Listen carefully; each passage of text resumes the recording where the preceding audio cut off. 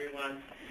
Thank you for taking the time to join us for this webinar. We know we just sent the notice out yesterday, and we appreciate your taking, like I said, time this morning, hopefully while you're enjoying your coffee, to join us with this webinar on in-kind. As most of you know, the review team will be returning next week, Tuesday and Wednesday, to do a follow-up visit in regards to our federal review findings. We know that because of the ways that things have changed as far as recompetition in the federal rules, which we spent a lot of time talking about, we will be, it's very, very important that we make sure that we cure every single finding.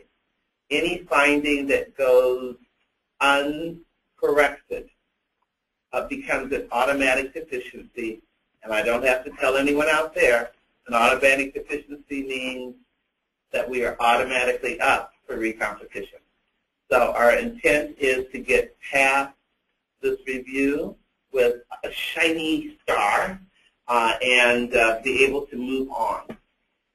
So one of the things that we have done in the past, and I know that Dee has been working with the in-kind work group, was to do a training, an overall training to reinforce and to remind people of what the in-kind non-federal share regulations are.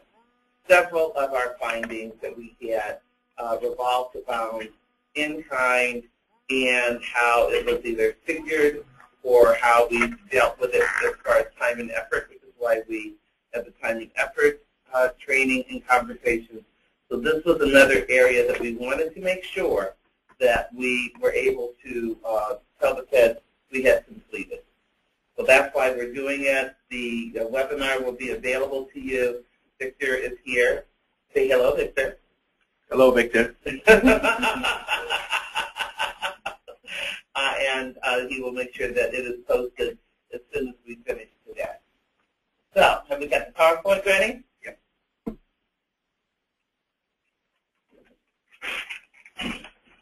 Okay, go ahead and pull it up, Victor. Which was Vanessa?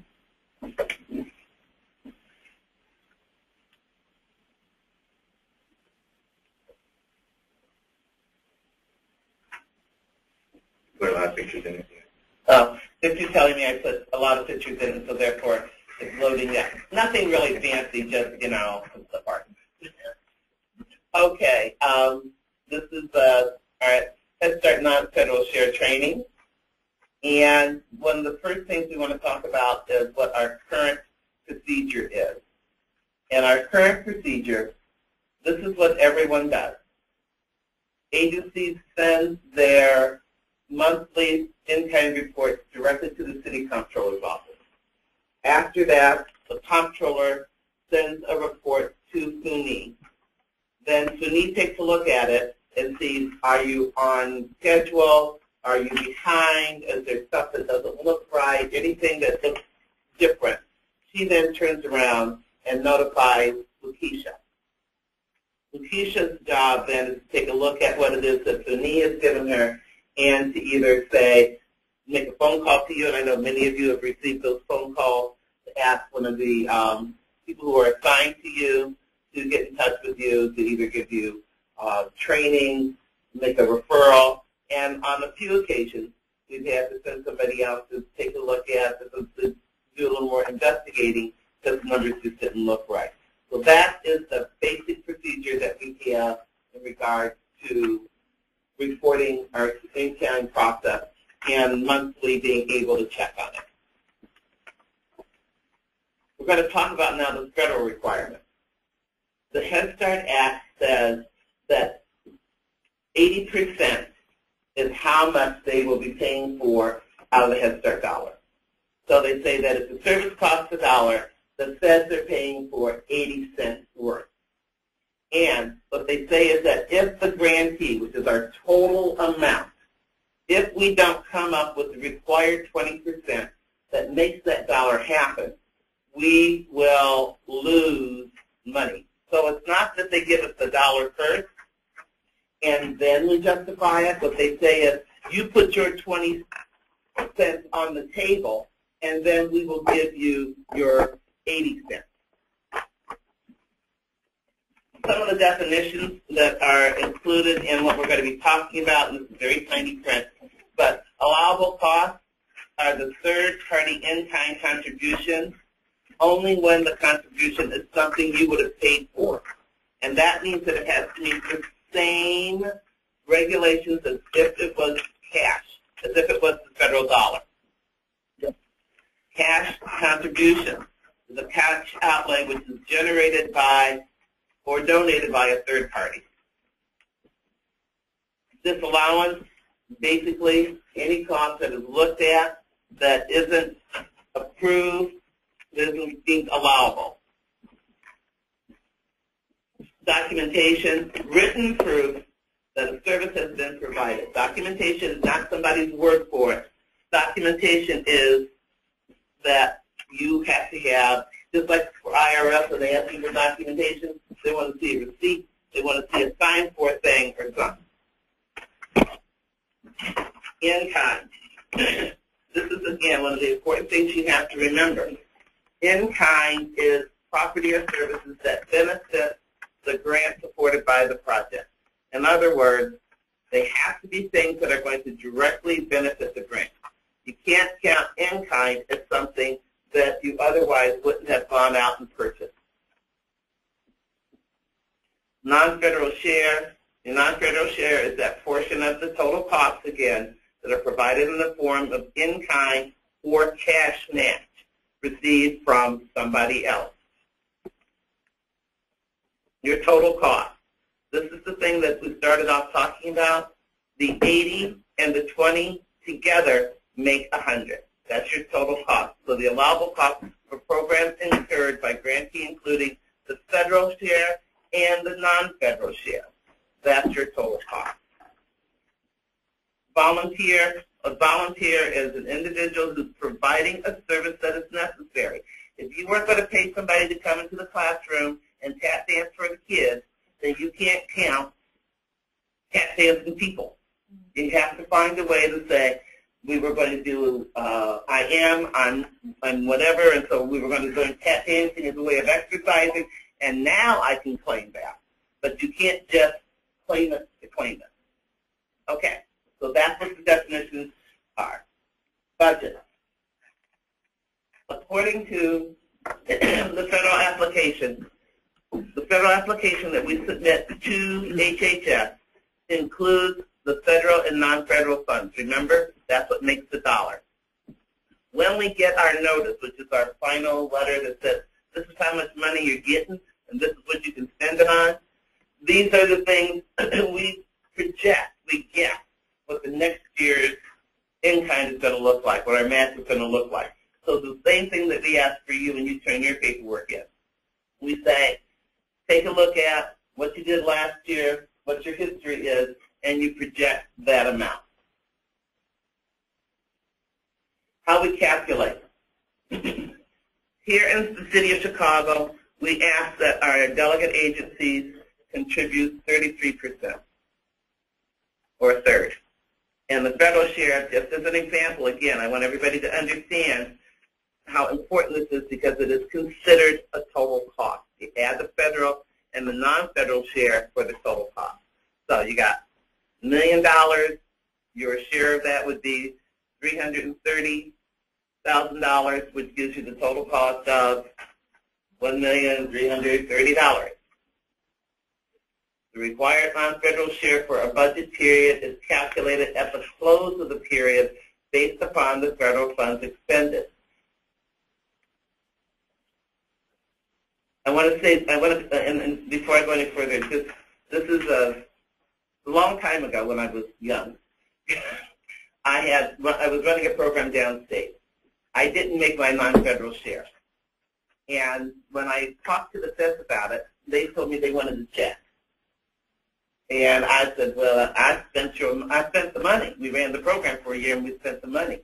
And they explained to me, no, you spent your money because you spend your money first, and then we give you ours. So the first, again, no matter how you figure it, they don't calculate how much they really are giving you to balance out until after, at the end of the period. So I know it doesn't, we don't look at it closely enough. When they really start looking at it as closely as they are now, you can see why it's so important. Allowability. These are things, the allowability of matching expenditures, whether it's cash, remember we talked about what that cash was, or in-kind, are the same as for any federal expenditure. So like I said, over and over again, when you hear something's not allowable, you can't, just because it was donated, you can't count liquor, because you couldn't spend federal dollars on liquor in the first place. Matching requirements are on a budget basis. You can't, it doesn't stretch over this year to next year. Agencies are encouraged to do it proportionately, just like your budgeting. They're encouraged to take a look at it monthly, etc. You aren't required to do it monthly, but it just makes sense, just like you're doing your regular books, that you look at where you are with your spending. You need to be looking at that every month. Matching requirements, again, are in budget year. Match cannot be banked for future periods. Match received from federal sources is not allowed unless there's a special language in that federal funds that says that it is. So there are very, very few. Can you think of anyone? But she's nodding her head no. I know y'all didn't see that, but that was a nod no. There's very, very few federal programs that are going to allow us to count it. So when people say, I have Teach for America people, if those Teach for America people are being paid for by federal dollars, you can't count them. The primary source of allowable in-kind contributions is the Head Start program performance standards. Again, if you look at something in the performance standards, and again, that's something that you are required to do, that gets donated or is in-kind service to make it happen, that is a good way of backing it up. So when you're trying to figure out if you can count it, if you can find it in the standards, if it's something that you're going to do or something you're required to do, it's one of the best ways of doing it. Agencies may propose a federal overmatch. This is something that's important in regards to the grantee. Remember we talked about our FAA, and the total ends up being part of the total. If we project, we are just so cool. Last year we came up with $20 million over what we were supposed to, and we put that into our grant application, then we are required to come up with that, even though it would be more than what was required. So one of the things that we always have to make sure of is that we may get enough that we can take for disallowed costs, but we don't want to claim to the feds more than what we're required. Cash match. Some of you, from when we did the webinars with Terry, et cetera, and talked about some cash match issues, cash match can consist of state or local funds for private or corporate donations. It cannot include funds received from any federal source, except as defined, as we said, by special language. So I think the other match is counted when expended, not when received. An agency may provide matching in the indirect cost category by reducing the allowable charges to the grant. However, remember, you only can count match for what would be approved in the first place. So if you say your indirect cost is the 10%, you can't then claim as in-kind 11% because we wouldn't have approved 11%.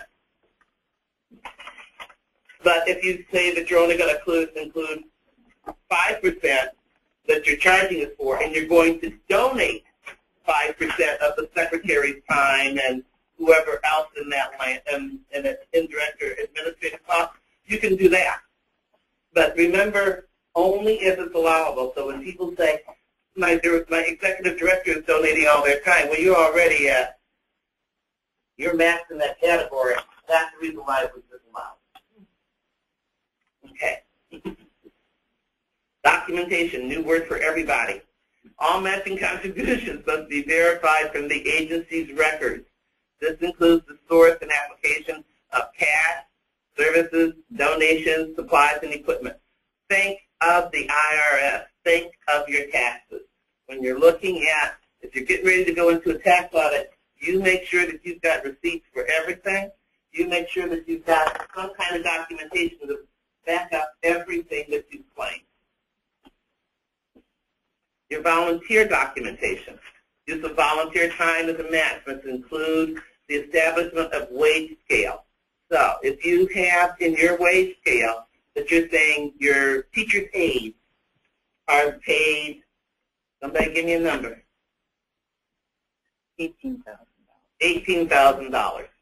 Yeah, and then you have a volunteer who comes in. They may be a PhD, they may be a whatever, but if they are in there volunteering as a teacher's aide, guess what? You figure their wage on the $18,000. Timesheets have to be used to document hours contributed to the program. You got to be able to once again have that kind of documentation. Timesheets must follow the same standards as employees' attendance records and must include, go for it, Victor, their name, the dates, including the year, the duration of time that they did it, their signature, supervisor's signature, what they did, the rate that was approved, and validation for the time period. And documentation should be maintained on a regular basis. If you have like monthly volunteers, you can use a monthly sheet. You don't have to do it all the time, but you still have to maintain regular documentation. Supplies documentation. Documentation for receipt of supplies and our equipment should include a copy of a receipt issued by the donor. Anybody who's ever given something to the Salvation Army or other, places, you get your little letter, you get your little receipt. That's what you need to be able to have, our copies of your copy of what you gave to the donor. Information on the receipt has to include, so you can't just get something signed that says, Rhonda signed this, and she gave me some stuff. We need to be able to say, what did Rhonda give me? I need to be, it needs, and you notice if you look at the letters that you get, they usually say something like, it was said estimated at, blah, blah, blah, blah, blah. Okay. Accounting practices. Accounting practices vary regarding the summation and entry, because I am not an accountant, so this is straight out of the thing. To ensure internal control, cash must, you have to follow the same. Remember, this is treated as money. Like it says, the cash match has to be kept in the general ledger. You have those little account things, like it may be PA 122 or 146 or whatever you want to call it in your accounting records. You need to be able to, again, track it the same way that you would track any other expenditure, and your in-kind services need to be tracked on a spreadsheet. Same kind of thing we talked about earlier. You've got to be able to look at it on a regular basis because it is treated as CASH. Volunteer services. These are things that they say, so you've got professional and technical volunteers. You've got consultants as well as Head Start parents who can provide, there's a wide range of people who can provide volunteer services for you. Every hour of volunteer services can be counted, if the service is part of the program. Count the time the volunteer match, they have to be providing the services and not getting a service. This is repeated a couple times throughout this, because again, I took this straight from the set. If your parents are coming in, and I think it gives an example later on too, if your parents are coming in for a literacy class, you can't count that time because you're providing them with a service. However, if your parent comes in and is volunteering in the classroom, they are providing the agency with a service. That's why when people have meetings, you can't count your parent time in the meeting while they are getting something, like a training. Your monthly parent meetings when they're coming for training, that doesn't happen. But what if they are then providing a service to the agency, governance, overview, etc., evaluating curriculum, excuse me, you can count that time. sorry, volunteer time being paid under the federal grant can't be used for the match. So you may have parents who are being paid by another federal grant, excuse me, that you can't count that. Excuse me. If they are paid, though, however, by state or local federal, other funds other than federal sources, you figure out the difference. All of you out there who get child care and are counting part of your child care as income, this is the formula you're talking about. The year that we ended up getting all our money for our child care or IDHS in collaboration was the year people had trouble finding in-kind because they couldn't count the state or local share. But normally there's a percentage. What is our percentage? Anybody know offhand? Of our child care now that we're back to state funding. Excuse me. I'm so sorry. But the idea is, again, you have to figure out what percentage of it that you can count. And a volunteer time may not be counted for more than one grant. So if you've got, let's say you've got our grant, and let's say you got a grant from somebody else who says that you're supposed to be providing a match for that. You can't count that volunteer's time on hours and turn around and count the same time on somebody else's. They can only volunteer one place at a time. Volunteer time validation should include fringe benefits. So that's one of the ways often agencies shortchange themselves. If you're counting somebody as a teacher's aide, you need to include, and whatever the $18,000 we're talking about, whatever that fringe is also included as part as the in-kind you can count. Volunteer services for volunteers' time to be counted as in-kind. Go, Victor. Service provided could otherwise be allowable. Again, something that you would have purchased otherwise. The duties must be controlled by the agency. You need to have that teacher's aide need to be supervised by the teacher in the classroom. So even if, for instance, you have a student intern, if that student intern isn't being supervised by the agency in some way, you're not going to be able to count that as in-kind. Duties of the individual, okay, the value of the service provided by the individual must be measurable and material. So let's just say somebody came to the office and they made me feel good. Just because they just so nice and they smile nice and they just make me happy when I'm with them. You know, it's real hard to measure or put a value on that. You have to be able to, you know, make it measurable and so that we can tell that it's yeah. So it's got you have to figure something out. Just can't be. They just. The value has to be based upon service provided by the individual. Just like if you have a dentist, it's valued according to normal compensation. Again, normal compensation. Volunteer services, consultants and other individuals. There's not a problem if you, many of you do this, I know, where you have a consultant who's giving you a reduced rate. You can use the difference to make sure that you are documenting all that. The agency has that written agreement with that individual, which shows that the reduction is maintained as the services are provided, and then you have the invoice. So it shows the whole, like all the documentation has to be there. Time spent by the governing bodies, as we were saying earlier, is the board of directors, policy committees, policy council, can be used as in-kind during the time that they are acting in their capacity related to the Head Start program. Reasonable validation should be developed by the program and applied based upon that documentation. So that's why when Elaine is harassing you and saying make sure you have your meeting minutes and sign-in sheets, you need to be looking at those also in order to verify and pick up your in-kind during those meetings. Policy council time would be considered to be programmatic And again, board or tribal time could be considered an administrative match, depending on the percentage limitation. Volunteer services. This is about employee time. And the value of donated employee time can only be used in specific circumstances and when the employee time is given freely. You can't make somebody volunteer. Hence the word volunteer. Donated employee time can be used as in-kind, again, if they aren't being compensated by salary, overtime, or compensatory time. And if the services time donated are not in the scope of the employee's paid employment.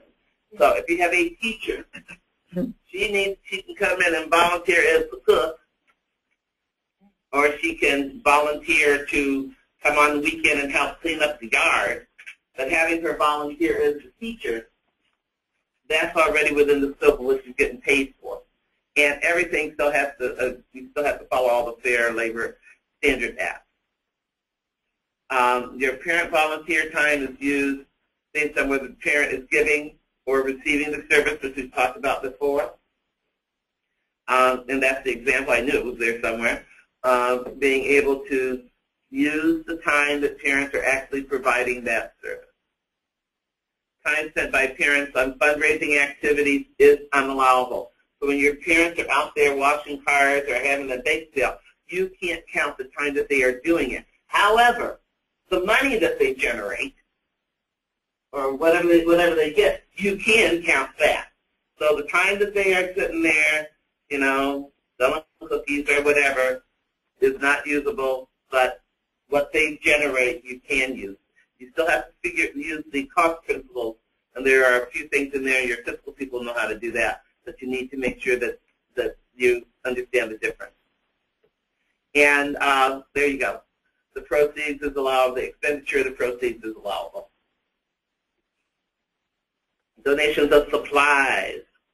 Define, again, the value. You have to be able to say, somebody donated crayons just because they were special crayons from the special friend of yours. You cannot charge more than what the value of. So you need to be able to look either at Staples or someplace. Oh, I shouldn't have given an answer for it. But anyhow, whatever a common provider of crayons would be. Have I got questions? I've just been running my mouth. Yeah, we can take care of it. Okay. Generally, donations of supplies to be used as gifts, prizes, and awards are not allowable. Notice how you use them. Remember, if they are an integral part of what you're doing, that's one thing. But just to give somebody a prize because they got a prize doesn't work. Value of such items can be counted only if the program would otherwise have purchased the items to implement the program objective. So, if it is something that everybody who walks, so you do one of those exercising things and you want all your kids or all your parents to walk 1,000 miles a day, I don't know. And when they reach their goal, we're going to weigh them as part of this whole health thing and nutrition thing that you're doing. And everyone who does it is going to get the donated package of healthy food from the healthy food people. That you can count because it's part of this whole program. That's part of what you're doing in regards to nutrition. It ties directly into what you've got as your objective, and you can trace it all the way back. You have to be able to trace any donation, any in-kind, from the in-kind all the way through how it fits into a program objective. And the standards, again, give you guidance because you can look in nutrition in the performance standards, and you can see where we're supposed to like be doing all that like nutrition good stuff. Donated equipment. Everybody knows equipment is $5,000 with a useful life of longer than a year.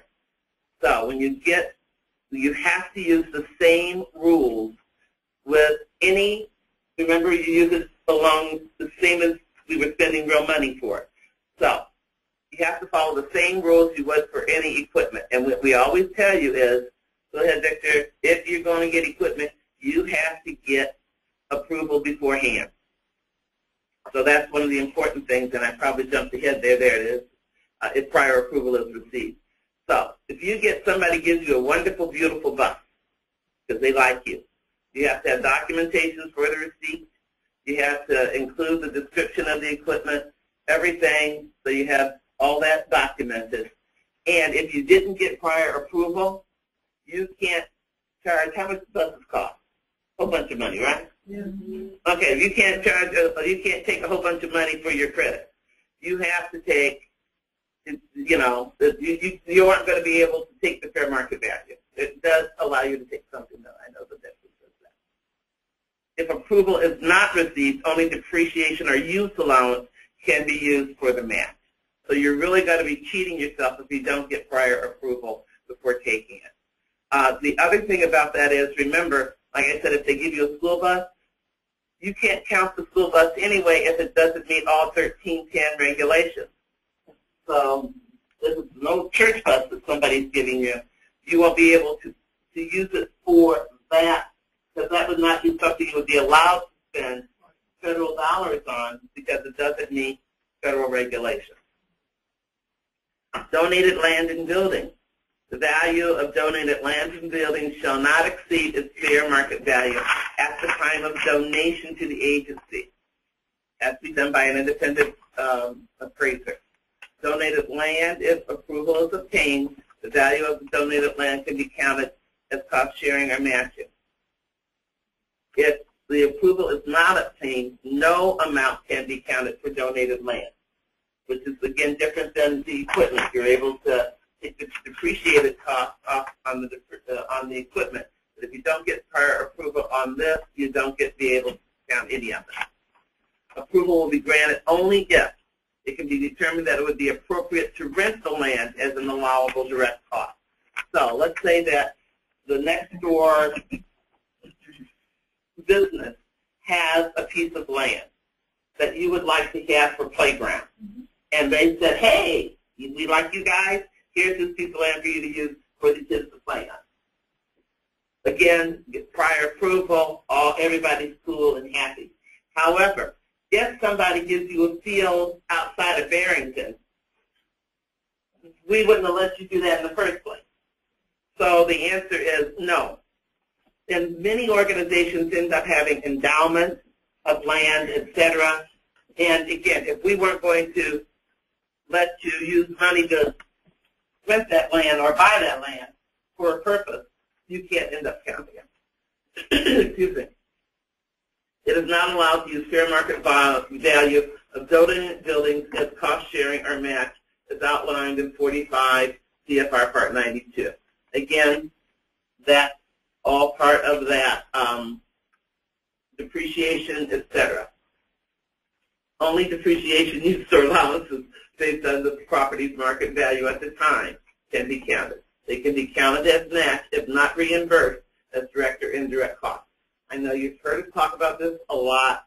So if you're in a facility and in your indirect costs, you've included the maintenance of, et cetera, you're not then able to turn around and use the match if you've included that in we're paying you for it. Does that make sense?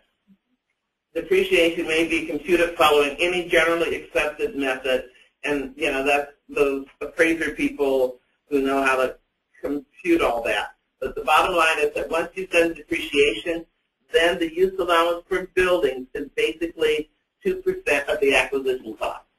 So if your building was paid for back in 1902, and they spent $1,000 on it, and the depreciation is over, you know, it's depreciated over 40 years. Now, if you want to take anything for it, you can take 2% of the acquisition cost. So that's all you're going to get. It's no longer, you can't, it's not fair market value. You can't go and say, have the guy down the street say, how much is this valued at? It doesn't work like that. Okay. And loaned equipment or space shall be valued at its current fair market rental rate. And if you look at this, you've got to understand why the feds do it this way. There's one thing, if I give this to you as an agency, it increases your value. And so that becomes an asset for you. If it's being loaned to you, that doesn't necessarily increase your portfolio, but it is something that does benefit your program. Potential disallowances. Failure to meet the non-federal share, like I talked about before when the man told me he wanted a check because I didn't spend his money. Next one. Dollars will be required to repay the agency funds. Federal funds may not be used to repay the disallowance. So, because I tried that. I'm like, what, you know? Oh, so you want me to pay the check and let me go to the checkbook and do that? And it's like, no. You got to get your money to pay me. The short form may be the result of a failure to accumulate the match, lack of documentation, incorrect validation that results in the disallowance. That's the reason why it's always good to get it there. You report what you got and make sure that you've got, because if you get run up against the disallowance, you need to be able to have some other in-kind setting there that you can say, okay, let's substitute this. Well, not required is, but that's what I just said. Audit requirement, everybody knows, and I think this year we are putting into effect every contract will have a requirement of no matter what amount of money you get, you are required, if you get federal dollars from us, to do an A-133 audit. You will be, as part of that audit, if you haven't gone through one before, single purpose audit, they will review your in-kind. And again, they will use these to verify that the matching contributions were met, that the sources of matching, they will do these little tests that they have to see if they're allowable sources, and the test records to verify the values placed on in-kind, including those third-party contributions, are in line with all of the regulations. Again, they treat it, when they're doing your in-kind review during the audit, they're doing it just like they're doing your other. They're looking at your check stubs or your canceled checks and verifying them. They'll be using the same kind of sampling with your in-kind. And test transactions to use net for compliance with allowable costs and cost principles. Again, they're not going to allow you, when they're doing that test, they're going to see how much is the market value for paper clips. You know, you charge $1,000 for a box of paper clips. You know, and so they will do that kind of test, that cost principle. And again, thank you. Everybody knows these people's names up here. Suneen, who is like our resident queen on all things in-kind. Lakeisha, V. Nichols, because I know that everybody knows that we've been really working with our family workers out there, because those community partners and parent involvement, and me. I should have put Elaine up there too, but I didn't. But feel free to contact us if you have additional questions. Okay, I'm going to stop talking, and we are going to go ahead and take some of these questions. What we got, Victor? Let me read it because they won't hear me. Okay. I think it would be very important to mention to participants that in-kind match is only allowable when it benefits the program directly, i.e. parent working on washing hands at home, and not the parent-child. A parent committee meeting and not the parent-child, i.e. working on washing hands at home. Again, that's not, it depends on how you do it. Remember what I said before. If, for instance, you have the parent working at home, washing hands with the child, this is one of the home-based places, the home-based programs track in-kind, but they don't have classrooms for people to come in and volunteer. So what they do is part of the weekly plan that happens for the child may be this is the task they want. So 5 times a day, I'm making that up, the parent is going to wash the child's hands with them. They're going to give them instruction on how to do it. The parent has to track it. They have to be able then to sit down and say, they started off not being able to hold the soap, they got better, et cetera, et cetera. So the amount of time and the actual effort that happens in showing, excuse me, and shown exactly what it is that they are doing within the prescribed activity. Socializations for home base are different because the family is receiving socialization. Parents are receiving training, etc. during socialization. They aren't necessarily volunteering in the classroom during those opportunities. You have to, they may be, they may not be, but socializations are supposed to be this as a service provided for the child and the parent. What are matching contributions? Matching contributions are what we've been talking about. At least that I'm talking about, and that is like anything that you can get to match. So it's your percentage of federal and your in-kind match. So any contribution that you get is available for match as long as it meets all of the requirements. Will we get a copy of this information? Victor is going to put that, Victor, you're going to put that up on COPA, right? Yes. Victor's going to put it up on COPA.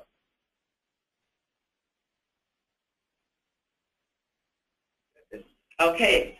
It looks like everybody has a pretty good understanding. Dee has a couple things she wants to make sure that people know. All right, we will be sending you some additional resources. We will send you periods on the cost. We're also going to be sending you the link that helps you to determine the value of the donated product. And because of the work group's efforts, we have also put together, updated the parent volunteer time. So you will be getting those resources today as well. All of you should have by now received a request from us through your PDM to submit all of your 9-10 in-kind documents to our office by today. I have gotten some emails about why it's such short notice. Everyone needs to understand we have to document this for Tuesday when the kids return. So we know that it's a short notice, but it's something that we can't help right now. If you have any additional questions regarding that request, you can either email me or call me or email or call Erlene, and we can give you some more clarity. But we are asking that those documents be submitted to us today. And that's for the 2009 until the 2010 year. December 1 of 09 to November 30th of 10. And yes, we need all of the support information attached to it.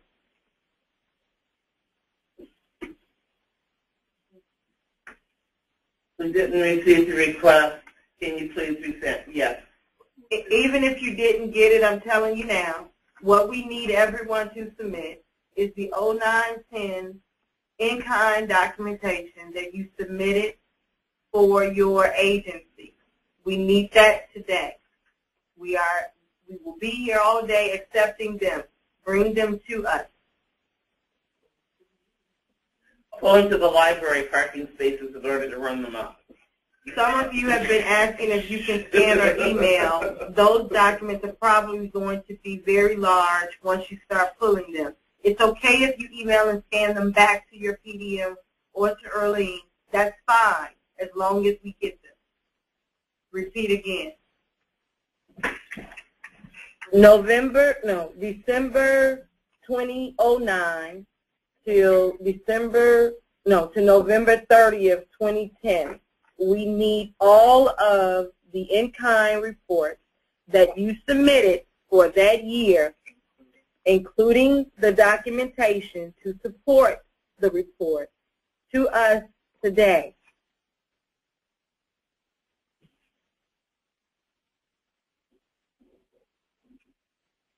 This is The audit to be conducted, is that from DFSS or from our independent auditor? Independent auditor, that's your A133. Yes, we'll send an email to recap what is needed. Yes, we will send an email to recap what is needed. But all of you should be receiving those emails from your PDM started yesterday.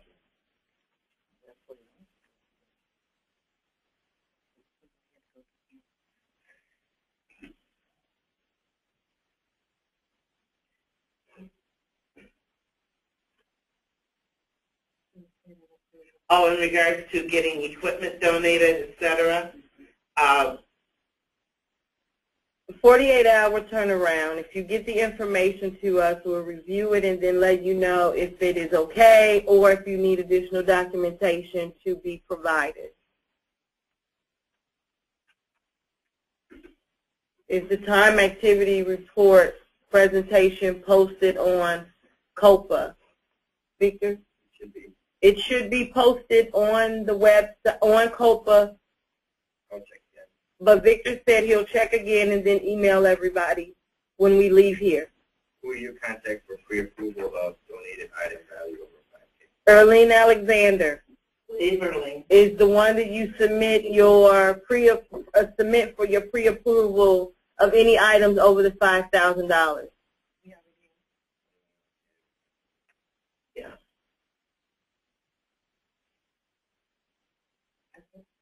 Any other questions? And I know before we sign off, we have, you can see who's here. Any questions for anybody else regarding anything else? Well, you got 5 minutes. And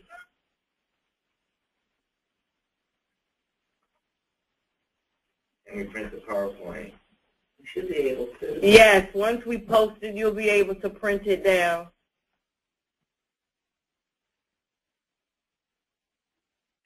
Okay.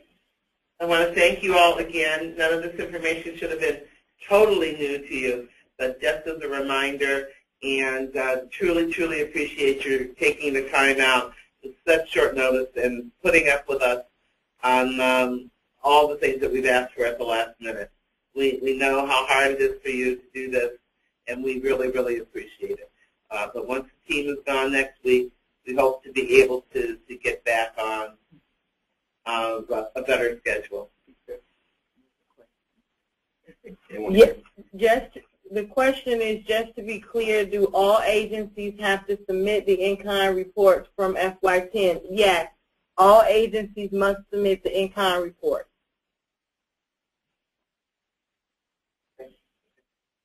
Thank you very, very much.